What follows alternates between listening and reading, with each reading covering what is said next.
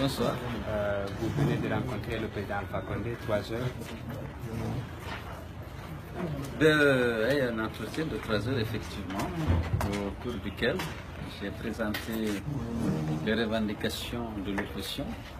J'ai essayé de les justifier et on a trouvé des solutions à un certain nombre de ces revendications. Mais avant, j'avais une copie de l'accord politique du 12 octobre 2016.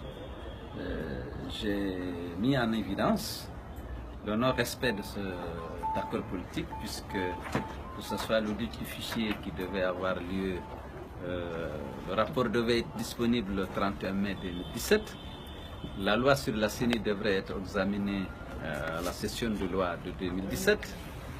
L'indemnisation des victimes, le lancement des audits pour identifier les auteurs et commanditaires des crimes commis lors des manifestations pacifiques, l'indemnisation de ceux qui ont perdu des proches et de ceux qui ont perdu des biens, tout était là avec des dates précises. J'ai pu montrer au président de la République que cet accord n'avait pas été appliqué. Donc à l'issue de notre entretien, il a demandé à ce que le comité de suivi essaie de trouver une solution pour le contentieux électoral dans les 12 communes concernées, c'est-à-dire 6 communes urbaines et 6 communes rurales, dans lesquelles l'opposition dispose de preuves irréfutables de falsification de PV ou d'élimination abusive de PV lors de la centralisation.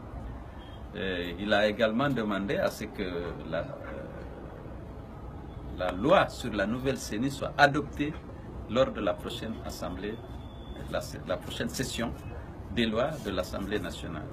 Il a été également demandé de diligenter l'audit et l'assainissement du fichier pour que ce travail soit terminé avant les prochaines élections législatives.